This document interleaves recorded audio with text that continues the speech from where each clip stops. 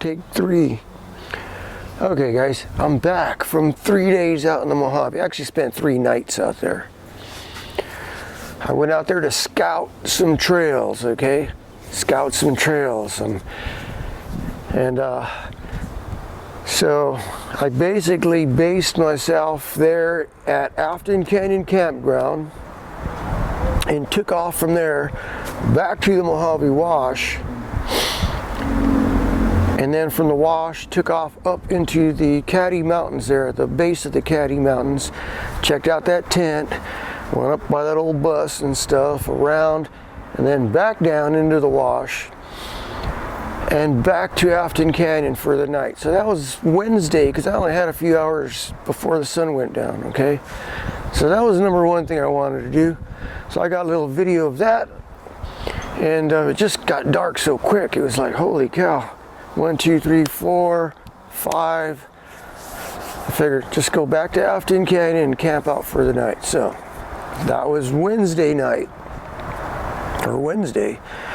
Thursday morning I got up, headed out to Afton Canyon, back to the Mojave Wash, and this time went back up to the Caddy Mountains, but went all the way around the Caddy Mountains and back to Crucero Road. Now, if you look back at a few weeks ago, I was out there. I went Ludlow to Afton. Me and Daniel, we went out there in the rain and went from Ludlow. We went from Ludlow back to Afton. So this time I went from Afton around the Caddy Mountains back to Crucero Road, and I camped out there along the railroad tracks at the Tidewater and Tonopah railroad grade, what's left of the railroad. So that's in the video here. Unfortunately, Thursday I didn't get, Thursday I didn't get a whole lot of video because it was so windy. You could see the wind coming up from up there on the Caddy Mountains where the bus was and stuff. Just looking out, it would look like fog coming in. So that kind of blew my drone shots out. It wasn't very clear. Some of my cameras, I didn't have the settings on them. I don't know what was going on with this camera, the focus, it wasn't focusing. That's my fault for messing around with the cameras. Instead of putting it on auto, I figured I'd do some custom settings and things didn't work out, so.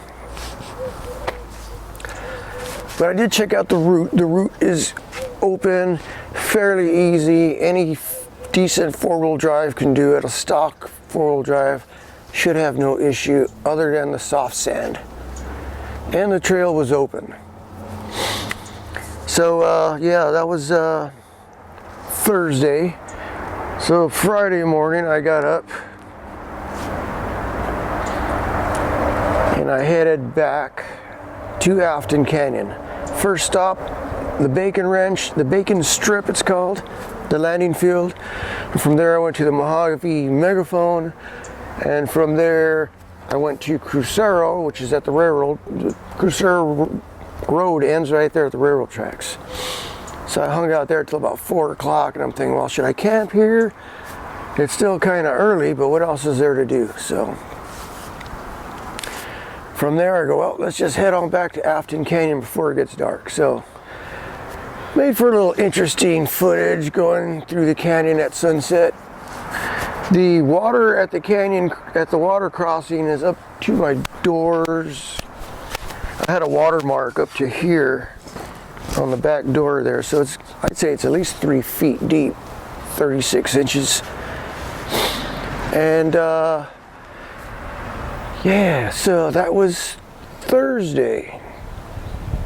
No, that was Friday. Get my story straight. Yeah, so that was my Friday.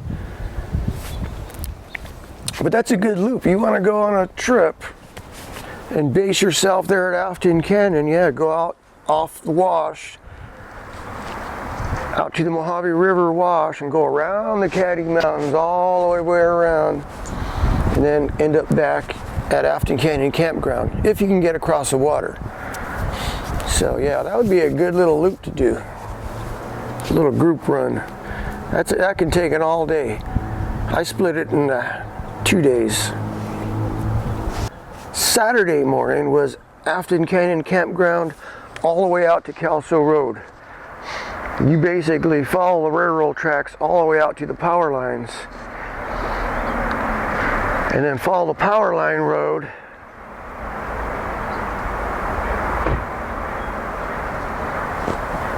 to Kelso Road. I got the trail numbers and all that kind of stuff for you, but that took 6 hours to get from Afton Canyon back to Baker, California, where I had got something to eat and fueled up and headed home. So it was interesting. Stay tuned. I've been going over video this morning. That's all I've done this morning. It's already 2:30. I had technical issues. For some reason, certain files would not download into my computer. I don't know why. It's like half the files I had on this camera downloaded and half didn't. They would come up, but they would not download. I kept on getting like error messages and stuff, and the same thing on my drone. That took me a while to figure out, so I did get it. I did a workaround there and downloaded it to another hard drive. I got like 3 hard drives on my PC. So I don't know whether it's my PC or what, but just technical difficulties. Yeah. So things didn't actually work out the way I wanted. I wanted to do a lot more video, do a lot more flyovers with the drone. But you know, all that takes a whole lot of time. You got to do a lot of stopping, set up cameras, get off the truck, and then get back in the truck again, put everything away. There was a lot of dust, there was a lot of wind. Did not work out, but hey, this is what I got, right? So stay tuned, and I'll be posting something during the week. Tonight, I don't know, I got this truck to clean up. All right, so let's see, guys. I am going to wash my truck, and I'll tell you, the first video I'm going to post up here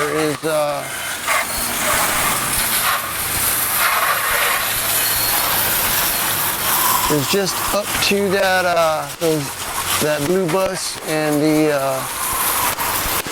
that tent. And this is just a short little loop you can do from the Mojave Wash.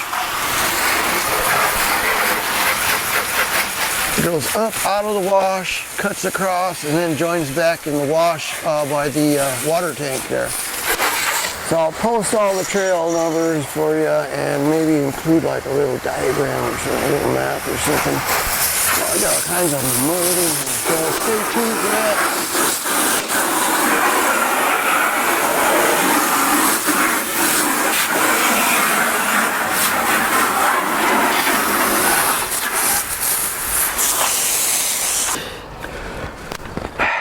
Messing around with my PC, trying to figure out why I'm losing sound and stuff, audio. And I finally had to go to the troubleshooter and go through all this stuff, and finally I guess there was some kind of compatibility issue all of a sudden with my editing program, so Adobe Premiere. So I got that running, I think. So hopefully these videos will come out a little better now, and they'll have some audio. But I was out, I just got back from the car wash and vacuumed out the truck. I still got to wipe down the inside because there's still dust on everything, but the carpets are nice and clean, and the seats. I got this Home Depot for 2 Halloweens ago, and I wanted to take some pictures with it. So a prop, so I was able to get a pretty good shot with at one spot out there. You'll see it on my Facebook account.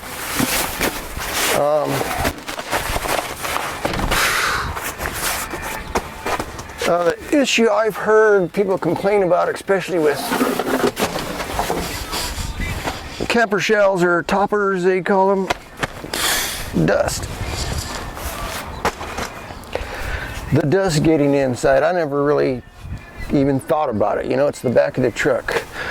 But yeah, the dust does get in here. Oh, There he is. Wait a minute.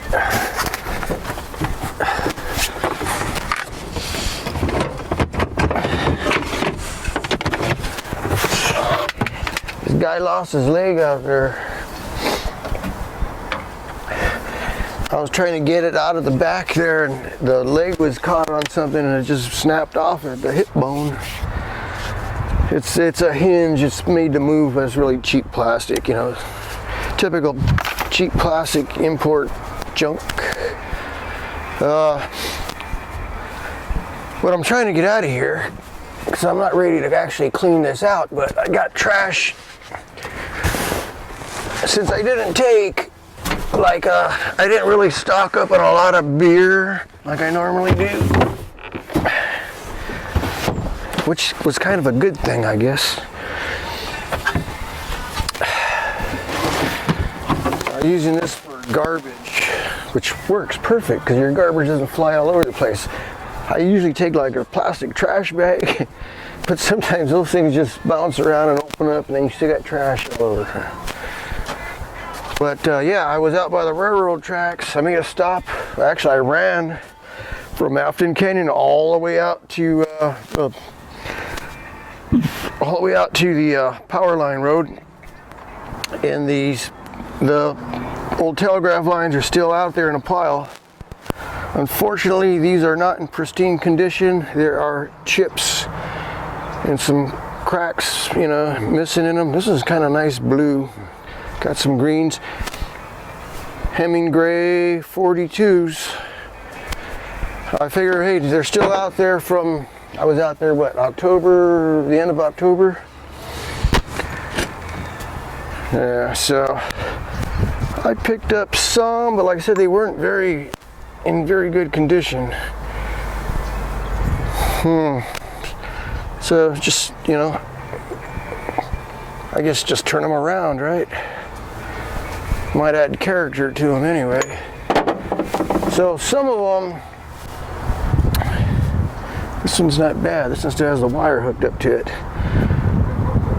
And it still has a crack or something in the glass there. So I grabbed a few of them while I was out there before they're just, I guess they're just gonna go to the garbage. Yeah, more chips. I got the best ones.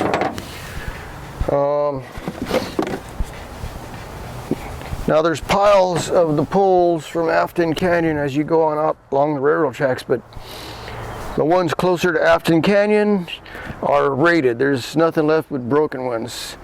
These I found what, like 20 miles out? Way out there.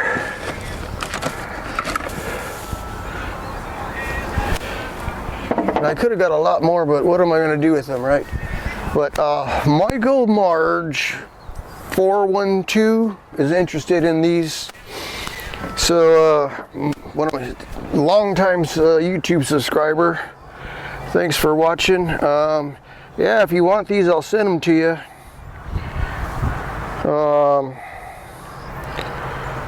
Like I said, they're not in pristine condition, but I do have them. Just let me know where to send them to, and I'll try to wrap them up in a box for you. I just got the green ones. I was afraid of breaking them as I'm driving down the road. They're bouncing down there, so all I did was throw them in a towel, and they look pretty good. That was it. Yeah, that's all I got there. I got 1, 2, 3, 4, 5, 6, 7, 9. I got 10 of them. Oh, I got 2 more inside, or 3 more inside. But you know what? They're in a pile. I mean, a pile of telephone poles, right?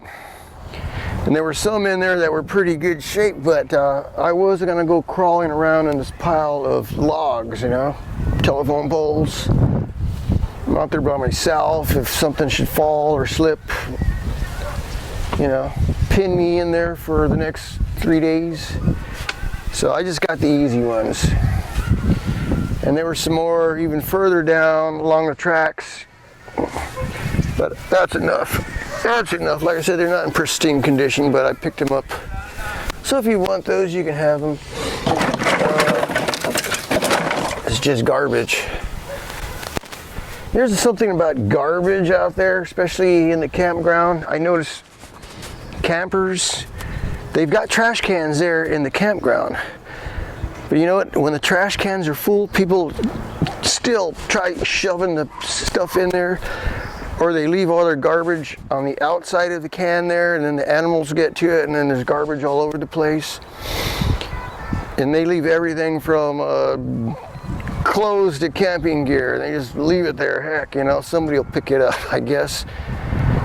You know, if the trash can's full, you know, take your trash home with you. Don't just pile it up there. It's terrible. I was out there years ago when they had the old tin can trash cans. You know, the old galvanized tin can trash cans. They'd have them chained up, and then they'd rope or chain down the lid, and then they'd put a rock on top so the wind don't blow it off, you know. But I've been back there a couple times. Those things be overflowing. People just leave more garbage there on the side. Now they got the animal proof, like the bear proof type trash cans. But still, people just say they try shoving more stuff in there, and if they don't fit, they just leave it there on the ground in a bag or something. But the animals get in there before you know it. It's a mess. I try taking my trash home with me.